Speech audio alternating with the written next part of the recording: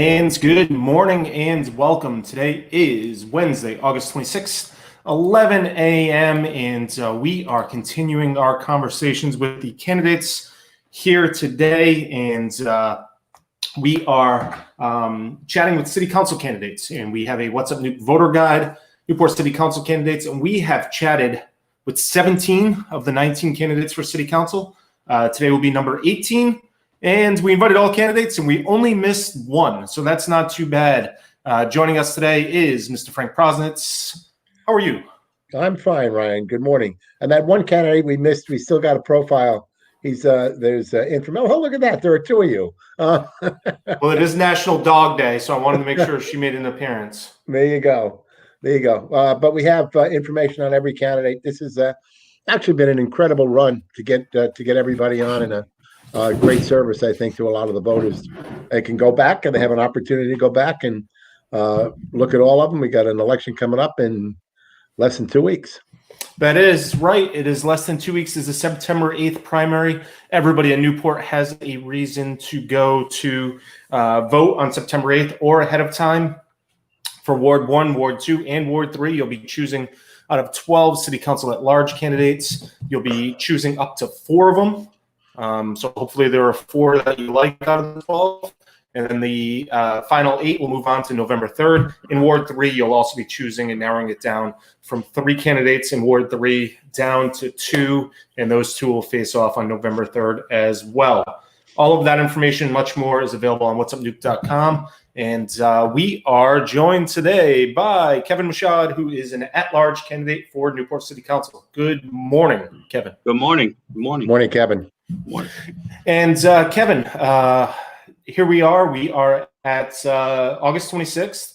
Tell us a little bit about yourself, a little bit of background for those that might not know you, and why you decided to run for an at-large seat on Newport City Council. Sure, yeah. So I've been a resident of Newport pretty much my whole life. Couple stints out of town. I moved to North Kingstown for about a year. Actually, it was about a couple of years, and realized that it may be closer to work, but it's not home. Wasn't home for me, so I moved back. I grew up in the North End, Garfield Street. You know, North End is near and dear to my heart. I'm running because I think the city's at a turning point.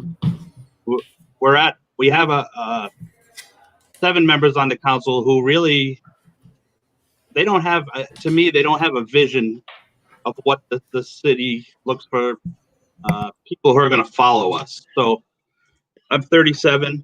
I'll be 38 in October.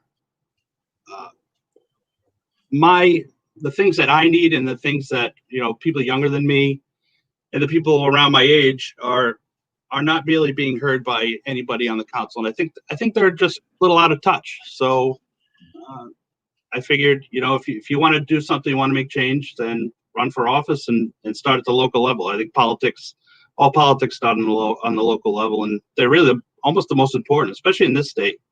You know, we can talk until we're blue in the face about, you know, Biden and that guy Trump, and it doesn't matter around. We're a blue state. We've always been a blue state, you know. So local politics is where it's at, and it's fun. It should be fun. I want to bring some fun back to the council. I want, you know, sometimes it's like you're watching a funeral at some of these things. There seems to be no happiness for the city. So that's what I'm looking to do. Looking to make things better, just a little bit at a time. Get 2 years to do it. It's a short term. So as much as I can do for the 2 years that I'll be there.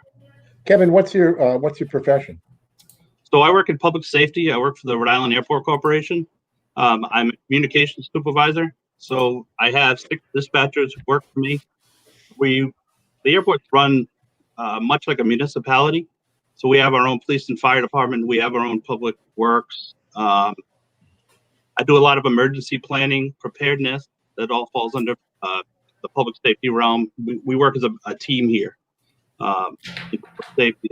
And I think that's really something that I'd like to bring to the council and to the city and make it more of a team atmosphere. I think there's a lot of silos at City Hall, and even though there's somebody across the hall, I don't think they quite communicate like they should. So that's one of the things I'd like to do, is bring some better communication and more team like atmosphere to the city and get everybody working together. Kevin, you said you felt that the council was a little bit out of touch and they weren't addressing issues for people your age and younger. What are they missing? Well, I think affordable housing, jobs is really in the top of the list. We talk about this North End project. I'll jump right into that. That's one of the things that's really been an aggravation to me, really, since I was little. I grew up on Garfield Street, and growing up, we talked about the dump was right down the street, and this giant open parking lot over at Highlight. And then when Highlight left, it turned into the slot parlor.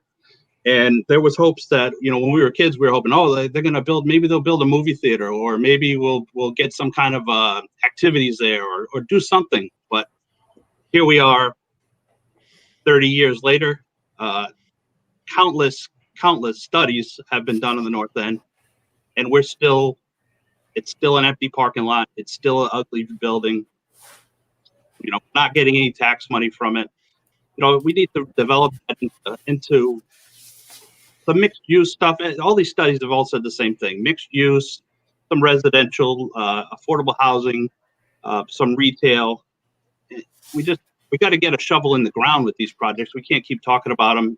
I think when we start to do those projects, it's gonna benefit the younger generation. So people my age aren't gonna maybe move to Portsmouth or Middletown because they can afford maybe a house here or a condo or something like that, and then raise a family. Would you say your job is really up and down? I'm sorry, I didn't catch that. I was making an airport joke. I think that's a reach, Ryan. A brunch time comedy hour, I guess. Right? Yeah, I was. I try to bring it a little. I wore my. Yeah. I mean, next thing you're gonna do is tell me that Kevin is a little flighty. Oh, that's even good. Yes. Let's see here. Frank, you want to get us? Sure. Kick us off here? One of the big things going on, obviously, is this COVID-19. Do you feel that the city and the state have addressed this appropriately? If not, what should they be doing? If so, should they be even stricter in their enforcement of the restrictions, or frankly, that more relaxed? Yeah. So I'm the assistant manager at Easton Beach. Also, I work during the weekends. So getting the beach open, I was involved in a lot of these planning phases to put the snow fences up to divert people from congregating in certain areas on the beach, formulating a message that's played every hour so that people know that they need to wear their masks on the boardwalk, stuff like that. I think the city and, the city manager's office, the city clerk's office, I know Jonathan Cortez over at the police department, they all work together to get the restaurants and the hospitality industry back up and running. I think that they've really done a great job. The state level, it's no secret that I'm not a huge fan of the governor. But I think he did a very good job with her handling of the initial phase of the COVID. I'm really worried now about this school plan, and we're gonna send the National Guard into schools to inspect them to make sure that they're up to whatever code or whatever regulations they set forth. I think it's kind of open-ended. It makes me nervous, especially, we have Rogers, which is the worst high school in the state. How can we get a building like that up to whatever those standards are in the next 2 weeks? It's not possible. It's not possible. And I'm nervous for that. I'm nervous for them dictating stuff that's going to cost the city a lot of money also. If I'm all for kids going back to school, but if we need to wait a little bit and get it right, I would rather wait a little bit and get it right rather than just making a knee-jerk reaction and just going forward with it.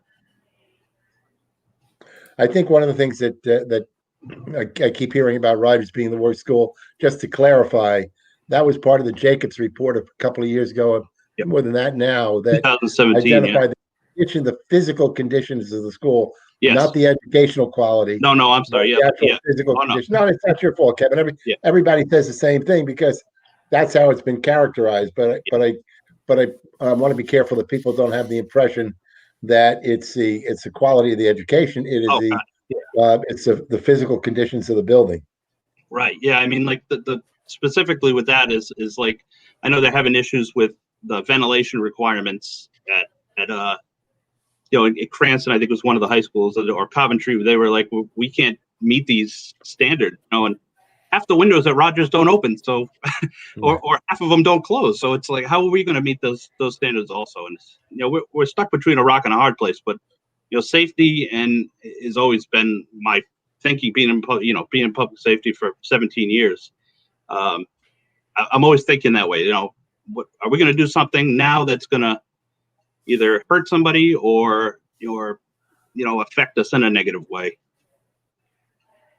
I haven't asked this question. Do you think it's better to play safe and sorry and keep the kids home for the first quarter here through December, and then maybe send them and see how COVID is then, and then send them in January after Christmas?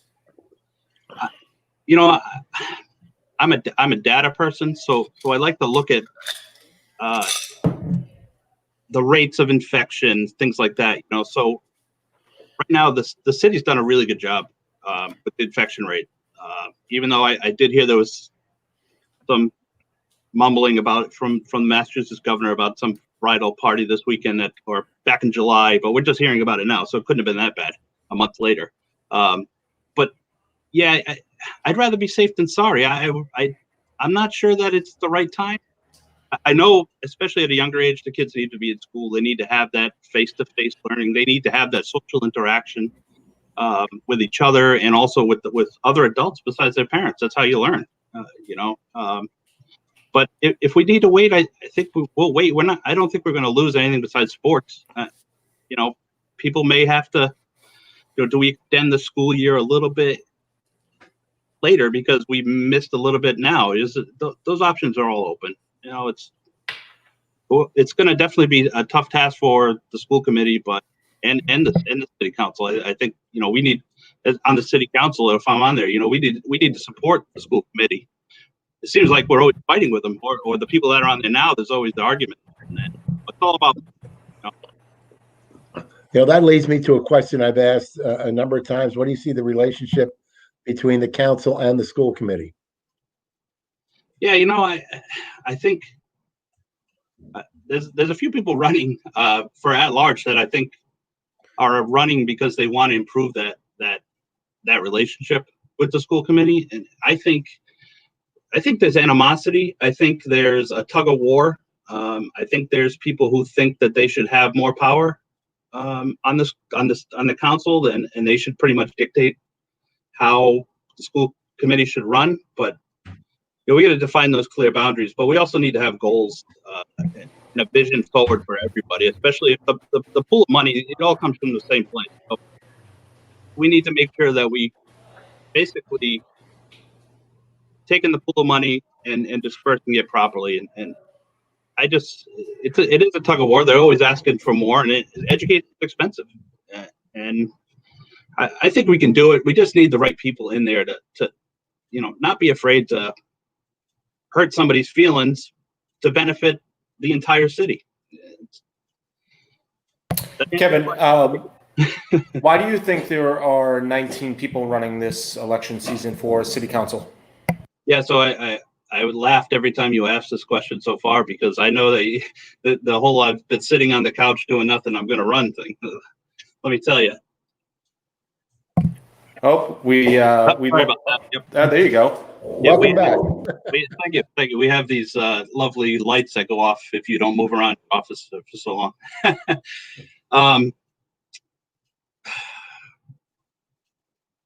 COVID, right? What were we talking about? Go back again with that question. Sorry. I think Ryan asked the question.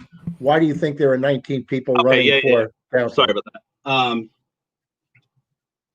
I think from everybody that I've talked to, people are just, they want change. They want things to move forward. They don't want to keep talking about the same thing every 2 years. It seems like the election comes up and you get the same people running, and they tell you, oh, I helped this person in the neighborhood, and you'll post something on your social media. Oh, this person wrote me a nice letter. You helped me. Well, yeah, that's great. That's your job. Your job is to be a representative for your ward or your city.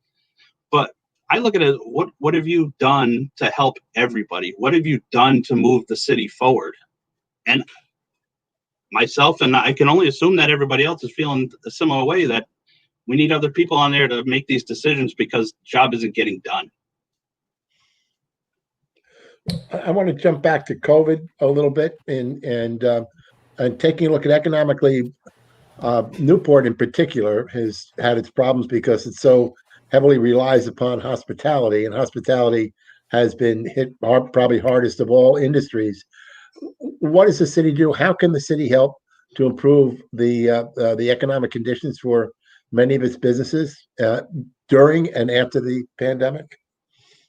Yeah, so we did a great job with kind of stretching the rules of the zonings and the ordinances in the city with allowing a lot of the outdoor dining and stuff like that, and it's great. Here at the airport, I kind of compare it that it's a form of hospitality, travel and tourism. We're down about 70%. I think the last check was about 70% passenger count. We're not looking at that coming back until 2023. So when I look at that, I see that as an opportunity for the city, because we're going to be able to pull from people who want to be on vacation, go on vacation regionally. So people aren't going to be going to Florida for trips. So people aren't going to be going all over the place. So I actually think that, once we start to release these restrictions, we may see an uptick in tourism and things I think will improve. I really would like to. I know these restaurants, a lot of them, they say that they can't make money unless they're about 75% capacity, right? So if we release the restrictions, allow them to get to full capacity, plus keep the additional seating that we've allowed a lot of them to do outdoors and in the parking lots and stuff like that, for at least a period of time after the restrictions are released, maybe try to regain some of that money lost over the last 6 months. That would be one of my ideas. I think also we need to concentrate on our preparedness for a vaccine. That is part of the recovery. Part of the recovery is going to be to get the thousands of residents in the city, even those part-time, full-time, documented, undocumented, these people all are going to be, they're all going to need to be vaccinated. So we need to be able to make sure that, our public safety directors and our emergency management directors are up with the state plans, and we're being heard. We're at the table. We're making sure that the people who live in the low-income housings and the Spanish community, Latino Spanish community, we need to make sure that they're getting the information pumped out. We don't want to end up like Providence and Central Falls, where we're leaving people behind. That's key. We need to make sure that everybody's going to get a vaccine if that wants one. Kevin, I think you raised a huge point. I had not even thought about it with when you said documented and undocumented. I worry that many of these undocumenteds are concerned about getting a vaccine because they have to share information, and potentially that will harm their status. And that's a huge issue looking forward. Had not even considered it. No, it's definitely a huge issue. And with 17% low income housing, and the last time I checked, I think we have the most low income housing per capita in the state. A lot of those are the migrant worker people and undocumented immigrants, and they're essential to the community. But they don't have really a voice. We need to get a voice for them. We need to make sure, if you stick a National Guard truck on Thames Street and line everybody up to get their vaccine, I'm not sure that they're going to be comfortable wanting to do that. So we need to get with the organizations and the community leaders in those neighborhoods and really work with them to make sure that they're getting the same services and the same vaccine at this case.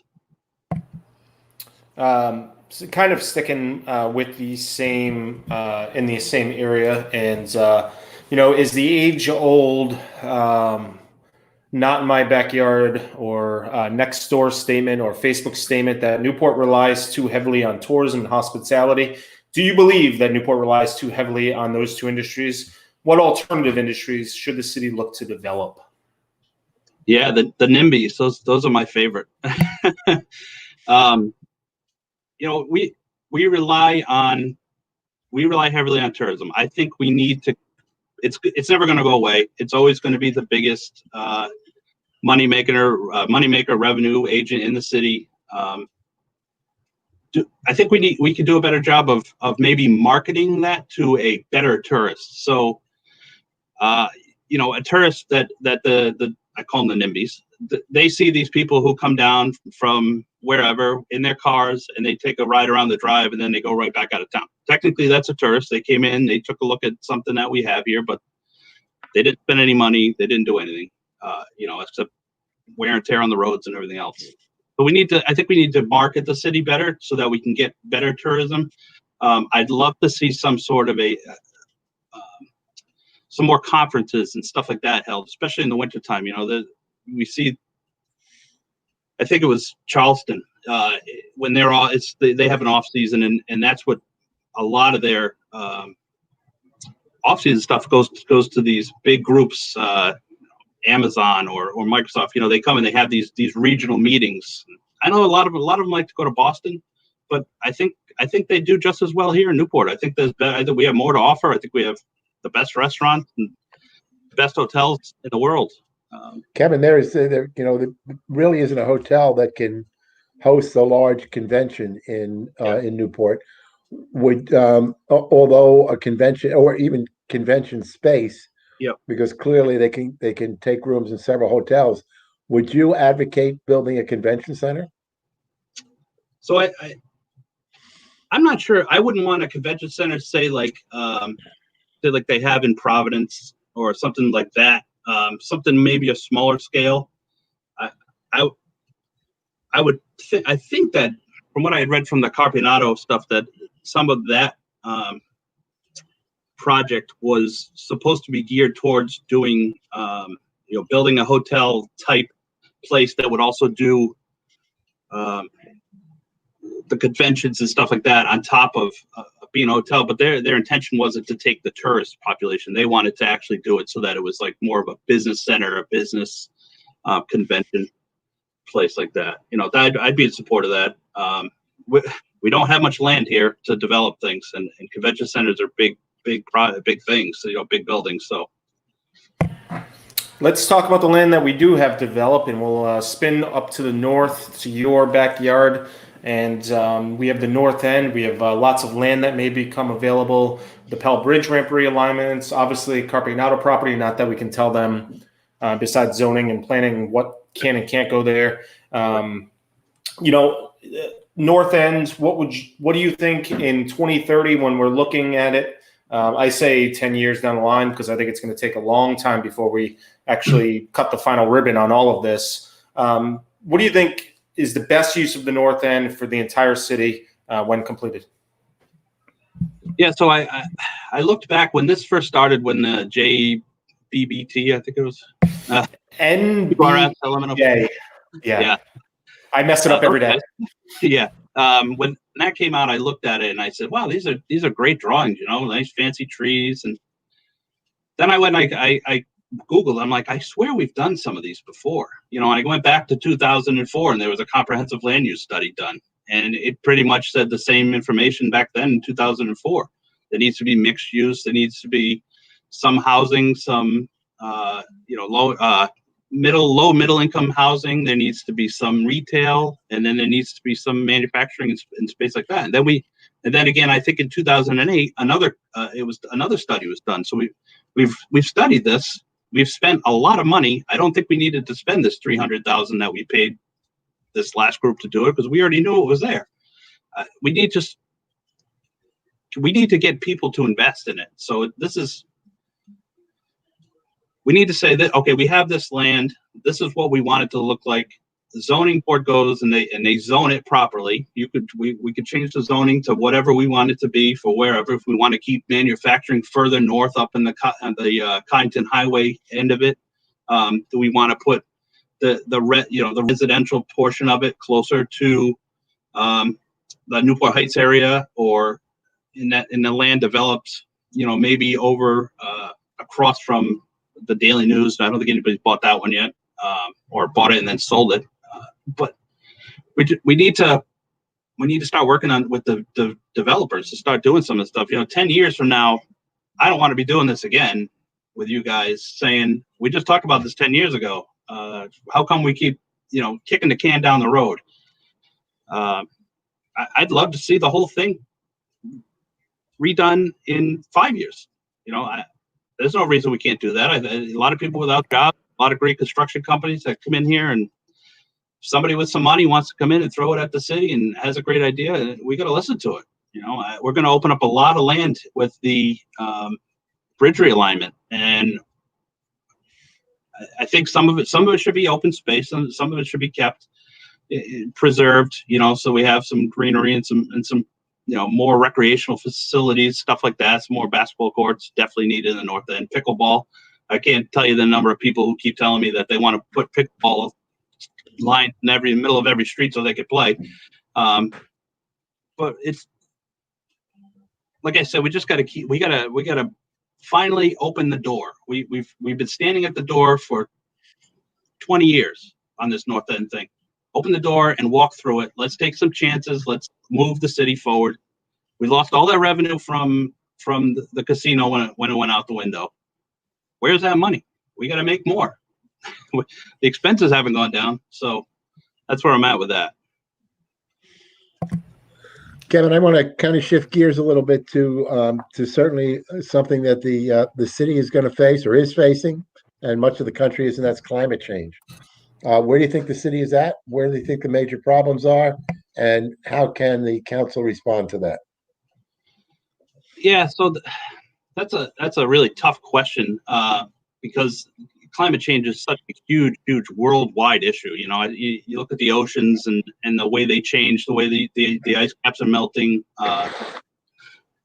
specifically like the temperature of the water around the area and the storms that we're getting, these freak storms, like the flooding that happened a couple weeks ago. It's crazy. That stuff, we've never seen those things, So I think the council setting a vision and of course a direction for the zoning board, whether to take a look at how things are built differently and where they're built in relation to the harbor or the ocean front. We need to make sure that stuff's getting done. Anything new being built.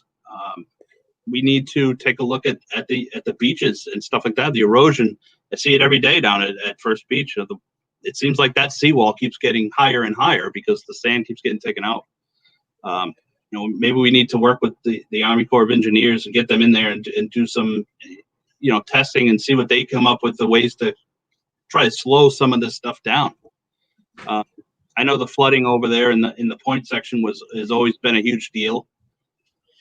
I mean, most of that was built on fill, and it was actually in the ocean at one point. So you kind of cheated Mother Nature there. Now she wants it back. You took it away, and now you got to give it back. So, but the gates over there have been great. They've been working well since they put them in. I think we need to look at Wellington Avenue. I think it's the next area. It's amazing to see on a high moon tide the water coming up out of the manhole covers on Wellington Avenue. It's quite a sight. The first time I saw it, I thought there was a water leak, but then I realized, nope, that's just the tidal. So maybe put the tidal gate some down there to control that. But more importantly, we just, we need to take care of the environment. We need to, make sure that the trash is not being, no litter in the ocean. The Clean Ocean Access people, they do a great job. Those trash containers that were put down by Parati Park and a couple of other places, those things were unbelievable. Just to see the amount of trash that they took out of those things on a daily basis was amazing. And we need to work with a lot of those great organizations and things done. Make some changes. I don't. One thing really kind of angered me, especially with the trash issue, it's kind of, I guess, along the same lines, right? The trash issue in town, where we had a private citizen, great guy, go out and finally on his morning run see trash piled up everywhere and do something about it. He raised a ton of money. He got additional trash containers. He did all this work, and that's great. Citizens involved, great. But you know what? Why didn't any one of the 7 people on the council notice this? They don't. I don't even know if they leave their homes. Do they go downtown? Do they go down Thames Street? Do they see what's going on in the city? I know you get emails from constituents and stuff like that, but until you go out there and you actually immerse yourself in the environments, in the neighborhoods, in the cities, and take a little bit more action personally, going out there, it just amazed me. Like this shouldn't have even been an issue. It shouldn't have been an issue at all. There's no reason we shouldn't have 1 million trash buckets around. But cheers to Mr. Fitzpatrick. He did a great job, and hopefully we'll work with him some more. Let's see here, Frank. I think that means it's my turn, and I am going to go with Kevin. Where are you on the school bond question? Do you support it? Again, for those just paying attention, just waking up, on November 3rd, you're going to be voting for a school bond. It's going to add an addition at Pell School. It's going to add a new Rogers High School. 52.5% of it is covered by the state. And November 3rd is when you vote on that. So do you support it? And if not, if the bond fails, what should the city do to address school building needs at Pell and Rogers? Yeah, so this, of course, I support it. First off, 100%. I'm going to vote for it. No questions asked. It should have been done it should have been done in 2017 when the report came out. That there shouldn't have been 5 years of us kicking the can down the road to get a bond put up for a new school. When they tell you get the worst high school physically in the state, and then you're one of the richest communities in the state, you really got egg on your face. You didn't do anything in that time period. So I was a proponent and still am a proponent of studying and looking at regionalization. I think it would have been beneficial to both communities, or all three, if we could get Portsmouth to get on with it. But I don't. They're pretty set in their ways out there. So, but I think, if it's gonna, I have a feeling it's gonna pass. I'm very optimistic about that. I try to be optimistic with pretty much everything. If it fails, so if you look at it, so the education system failed in Providence, and what happened? The state took over and made the decisions for them, right? So we have the worst physical structure for a school building. What's to say that the education commissioner doesn't come in and say, okay, Middletown, you're going to need a new high school in 3 years. Newport, you need a new high school 5 years ago. Okay, you're now going to be a regionalized public education system. And I don't think that's outside of her power. I think she has the ability to do that. And I really think that, unfortunately, she may have to make that decision if it fails. But I don't think it's going to fail. I think the residents of the city know that we need a new high school. Most of them went to the high school that's currently there, even the ones that are in nursing homes. People that the high school's been there forever. We have some of the best teachers and definitely the best students in the state. And I say that because we have such a diverse community that I wouldn't be who I am today if I didn't have a public education from a school like Rogers, or Thompson, or Cogshell. I was at Cogshell School in elementary. Just meeting kids and people from all over. It's a great opportunity, and if we can give them the best learning environment on top of that, investing in education is the forefront of any good economics. Kevin, I wanted to change gears just a little bit, although you touched on diversity a moment ago. Do you believe that Newport has a problem with systemic racism, as we have in many areas? And if so, how should the city address it? Yeah, so this is one of those questions that everybody wants to really tiptoe around it. I had to learn. I'll admit it. I first saw the word systemic racism, and I didn't really understand what it meant. No fault of my own. I thought it didn't exist. I read about it. I read into it. I talked to a few of my friends, a lot of them, minorities and people of color, and they explained to me some of their hardships, some of the things that they've occurred through their lives. Whether it comes to education or being number one and number two for a job, and being a more qualified person, but because they're a person of color, they didn't get the job. That's everywhere. I think we need to do a better job of getting more people involved in process of employment or with the city. It's a nationwide problem. There's a lot of things at the national level that are going to have to be done with racial injustice and things like that. We need to really keep our communication lines of communication open with a lot of our community organizations, the NAACP, Boys and Girls Club, the what else? I wrote down a couple just so I don't forget. The community policing was big. My father was a police officer. My brother's a police officer now. And I interned actually with community policing back in high school, and it kind of got away from that for a few years. And I think Newport was a better place when we had cops walking the beat, and we had cops out in the neighborhoods, shooting the basketball and knowing the kids, knowing the neighborhoods, knowing the people who live there. We have a great police department. We have a lot of good people who are very open-minded, or they want to help people. They want to be, it sounds stupid, but they want to be loved. They don't want to be hated people in the community. You know what I mean? They want everybody to not be afraid of them. They want people to, and I get it from the other end. I've heard the horror stories, and there's bad eggs in every basket, but you weed those out, and that's part of the conversation that you have. You figure that out and deal with it. But I think Newport's ahead of the game. I really do. Just in education, I think is part of. I don't want to keep harping on education, but I think starts at a really young age, and how kids are raised and how they're taught. We got a lot of work to do. We do, but I think I'm very positive. I think we'll make a lot of changes. Just working with community partners and moving forward. Kevin, how do we make Newport a more attractive and affordable place to live for everybody? And also, how do we make it a more attractive and affordable for families? We want, I've said this, and I think most people would agree with me. A community is better when it has more families and people that actually live in the community.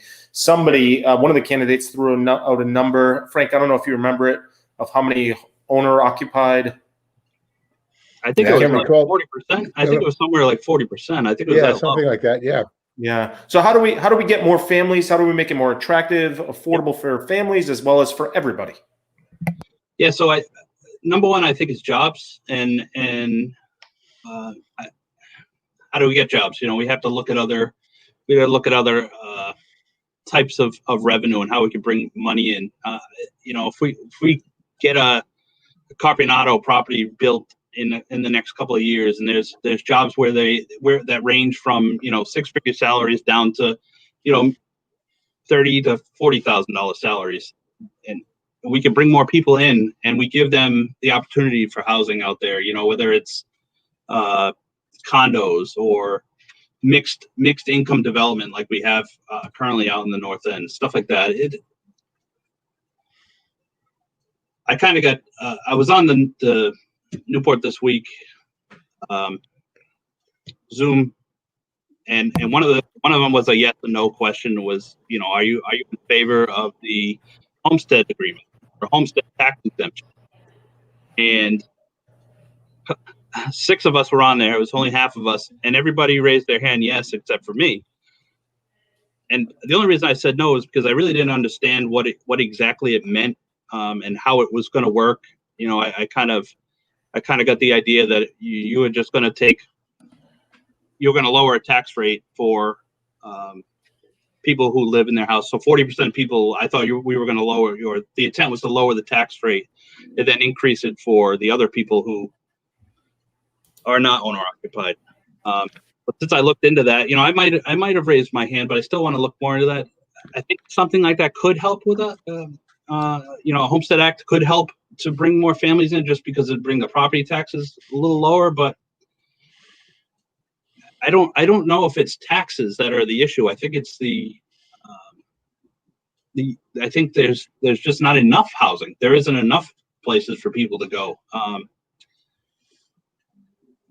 I'm still here. Yeah. Here we go. Yeah. Sorry. You're going to do jumping jacks every 10 Yeah, minutes. there you go. Yeah. Basically. So yeah, we need more. We need to build more housing. We need to develop more, some of the areas, better housing, and also education. I think if people start to see that we have a brand new elementary school, we're already starting to see the numbers there creep up, which is why we're going to have to put an addition onto it. When we get all three of these major public education facilities up and running, very importantly, including the NACTEC building, the Career and Technical Center, which I think is one of the biggest assets the school department has, and needs to develop that more. But I think when we start getting rated a little bit better, people are looking to relocate around the country. I think with a better education system, physical buildings and stuff like that, I think we'll be up there. We'll get better. Kevin, we've covered a lot of areas. If elected, your 3 top priorities? Yeah, I got those written down because I didn't want to keep telling 3 priorities and then tell somebody else 3 different ones. Because I have a lot of priorities. I got a lot going through my head. First is I really don't trust the Department of Transportation state.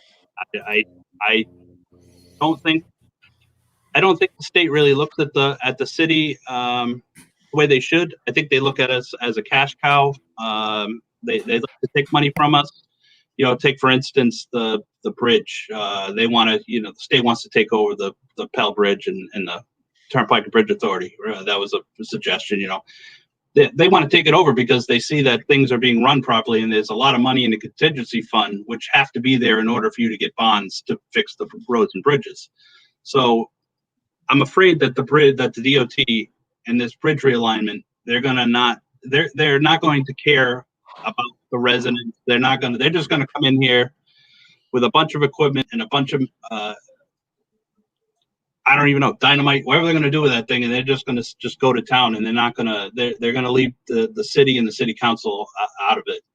And one of my priorities is going to be to make sure that if I'm elected, I will be actively involved, sitting at the table if necessary when the planning and so that this gets done with the least effect to the residents.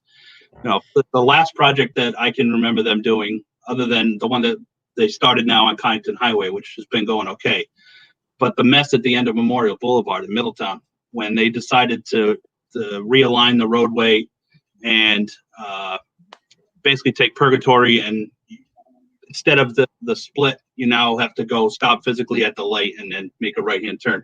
The traffic backs up almost to the Cliffwalk Manor on busy days, or it's not called that anymore. Now I'm aging myself, but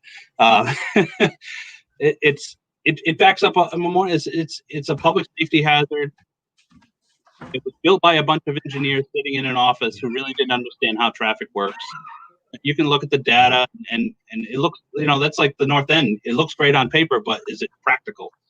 So we found out that that's not practical. So I want to make sure that the DOT stuff going on with the bridge ramp alignment, realignment is practical. It's done with the least amount of effect to the neighbors. And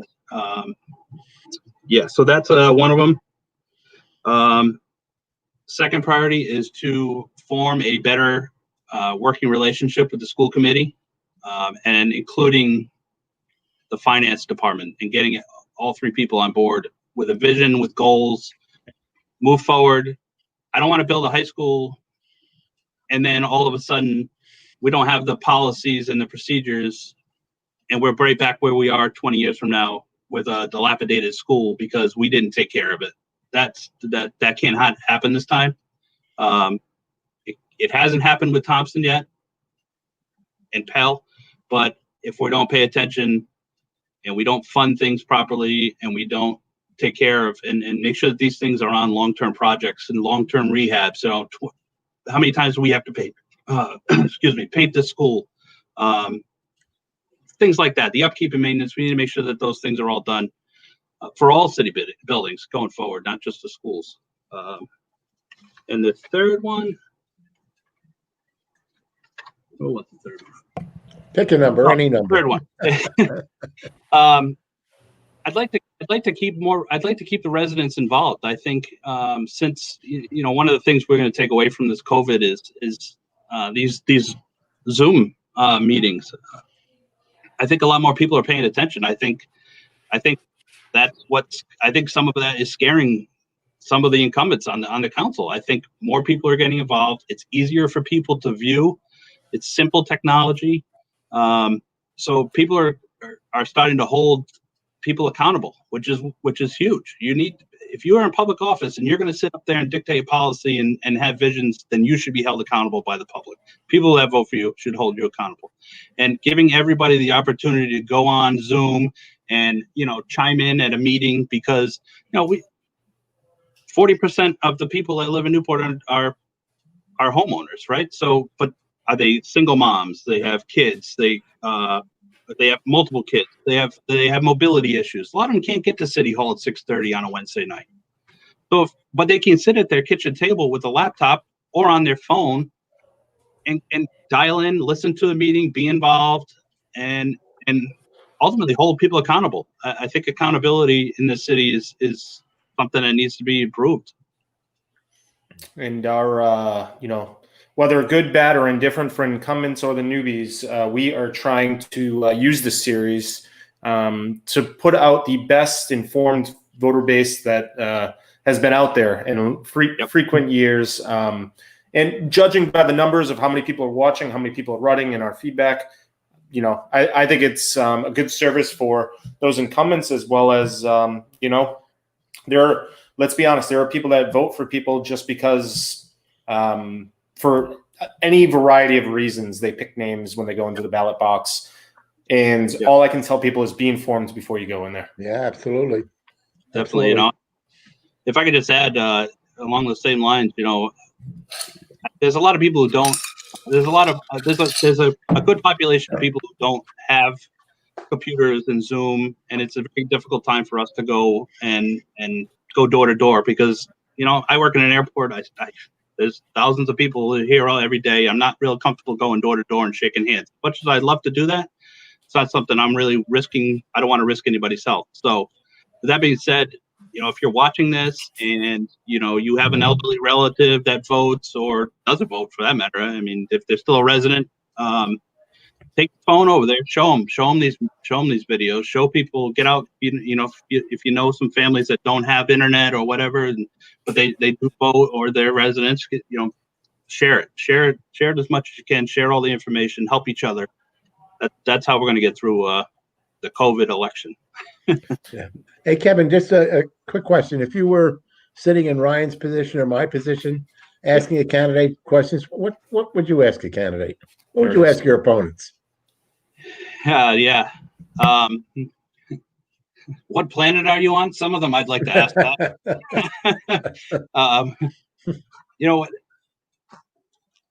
I think I know you guys talked about it in a couple of interviews about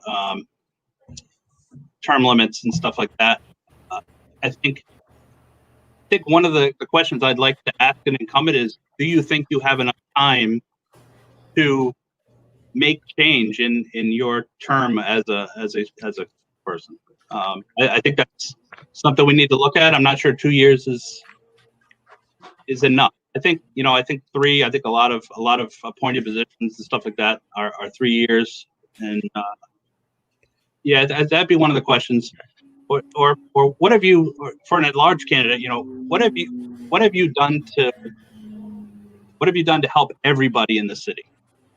Everybody talks about, okay, I helped get this grant in the north end, or I helped this person with the noise complaint in the south. But as a 7-member council, what have you all done to help every resident in this city? What positive have you brought to the city? And I don't know. I don't know if anything right now. Kevin, do you believe in term limits? So I do, but I think for a city council position, it should be a little longer than say maybe maybe an 8 or 10-year type of term limit. I think just because ideas get stale, people get stale, and people sometimes I've been to elections where you don't really have a choice to vote, and it's the same people. Well, maybe they're doing such a great job nobody wants to vote, or people are just throwing their hands up like, forget it, they're just going to get in anyways because they've been in here 100 years. I could go either way with that. That goes right into our charter review question, and anything you would like to see charter review address, and we've been using some of the examples as term limits, as 4-year terms instead of 2-year terms, a stronger mayor, stronger being the people elect the mayor and it's a powerful person, there's no city manager, or the people elect the mayor and there's still a city manager, changing the mayor title to president or something else. Term limits, 7 wards or 7 at large, things like that. Yeah, so I like the ward structure. We definitely need to do that, but I like the ward structure. The mayor issue has always been tough for me. I said it to a couple of friends, kind of joking, and I'll say it to everybody because I don't really. It is what it is. But I'm running as an at-large candidate because I want to help everybody. I want to get the most amount of votes. If the entire population of the city of Newport votes and I'm the top vote getter, that means that they're instilling their trust in me to be their representative and their voice for the city. So the people, the residents of the city should be the ones who determine who the mayor is. So and I don't think it should be, well, I guess it would have to be if it was just the at-large for the whole city, but I'm not sure. I like the individual ward representation. I wouldn't be opposed to adding maybe another council person, or just having maybe going with a strong mayor. But it's all some stuff that could be looked at. But I mean, whether I am the top vote getter or not, and I will tell this to everybody that asks me, and there will be no backstabbing in a meeting behind closed doors of who I will vote for as the mayor. I will vote for the person with the most votes. So don't call me. Don't ask me to do you any favors. I am voting for the person who the people of the city voted for with the most amount of votes. Hopefully that's me. Frank, what do you got there? I don't know. I think that's a great place to end on. Just Kevin, you have anything else that you wanted to cover that we've missed? No, we got this one here. Oh yeah, one more to go. What do you love about Newport? Oh yeah, this is a good one. There's that big softball for you, Kevin. The diversity is great. It's great for everybody. History, I'm a big history fan. I love to look back at some of the old places that we have and the architecture and stuff like that. I like where I think it can be a family town again. We're not there yet. We've kind of gone backwards, but we're going to move forward. It's going to become a family town. I have some friends that used to make fun of me because I always used to say, "Why would you ever want to leave Newport?" And I know if they're watching, they're laughing because there was a whole spiel that used to go along with it back then, where I used to say in Valancourt's Meat Market was the best, and you got Sig's in the Fifth Ward. You give the whole spiel on it, and but it's just a great place to live. I'll never leave. You're all stuck with me for another 80 years. Kevin, what did we miss today? Any topics, issues, ideas, anything else that we didn't get to today that you want to share with those watching? I think we're good. I think you guys asked the best questions. Some of these questions are all a lot easier to answer verbally and tell you in person rather than I've been answering a lot of the questionnaires that people send out, and you try to type it, but it doesn't always come out how you want it to be perceived or what you're saying. So I think that was a great thing. If you want to get in contact with me, my cell phone's 401-855-5077. I'm available 99% of the time. I don't sleep very much, so if it's in the middle of the night, there's chances are I'll answer it. My website, michaud4newport.com, MICHAUD 4 newport.com. And please go out and vote. Go out and vote. September 8th primary is very important. It's very important. There's a lot of people running. If you don't get out there and vote in the primary, you may not be able to see us or who you want in the general election. So, and I got to offer an apology of Michaud. It's okay, because that's the thing. It goes both ways. It's it's fine. So Kevin will be on the September 8th ballot. Obviously, whatever way you're voting, you can already vote at City Hall in person. You can get a mail ballot. Lots of different. Actually, mail ballot timeline has expired, but many different ways to vote. But it's less than 2 weeks away now. There are 12 candidates running for at-large, and everybody in Newport should exercise their right and ability to vote in the primary as well as the general election. Frank, did I miss anything? I don't think so. I think we've been pretty thorough. Kevin, thank you so much. I make it easy because I call you by your first name. I can't screw up the last name. That's all. I prefer it. Any final thoughts on the Bruins, Kevin? Rough one last night. These games are too late for me to get to work in the morning. Let's bring them back to 4:00. Kevin's one of the bigger sports fans that are running on the council, I think is fair to say. Yes. I'm going to take offense to Frank's hat with that Lehigh Valley. I'm a Paw Sox guy. I gotta. I am too. I'm a Paw Sox guy, but I collect I collect minor league baseball hats. Oh, so, okay. The coolest logos of all, and they change them every couple of years to continue to make money.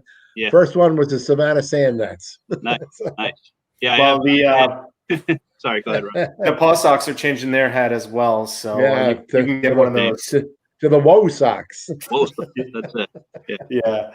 All right, Kevin. Well, best of luck leading up to the primary here on September 8th, and we will we'll talk to you again really soon. Yeah, definitely. Appreciate it, guys. Thank you.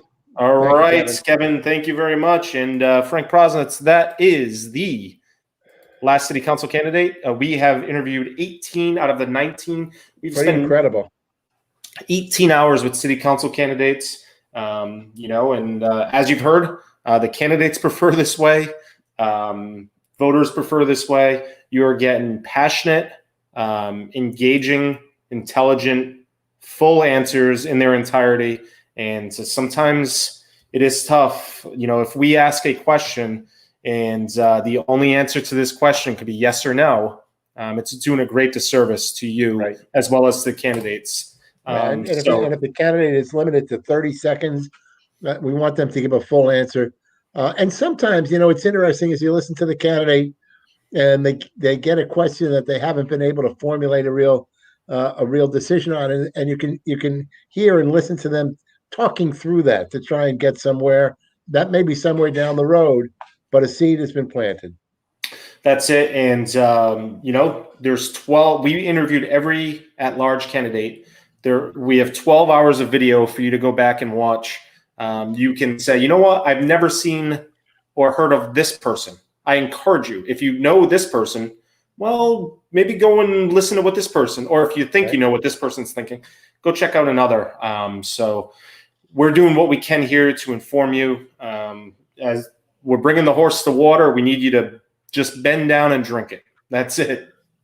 And so we've got, there are more primary contests coming up, and there are 3 representative primary contests. We're going to try to get all of those candidates on before the primary. And we're going to start in an hour. And we start with District 74. We are heading to Jamestown, Middletown, and we're going to be chatting with Rick Lombardi Jr., who is running as a Democratic candidate for District 74. So we will start that at 1 p.m. Eastern. If you miss any of these videos, watch them anytime. They are available live as now, or they're available as recorded. So we hope you take advantage of them. Share them with your friends, family, loved ones, enemies, whoever you want to. All right, Mr. Prosnitz, we will catch you in less than an hour. I'll see you then. Thank you for watching. On behalf of Frank Prosnitz and Ryan Belmore, we want to thank Kevin Michaud for participating in today's candidate interview. Again, whatsupnewp.com has a full voter guide. We hope you take advantage of it. That's going to do it for now. We'll be back in an hour.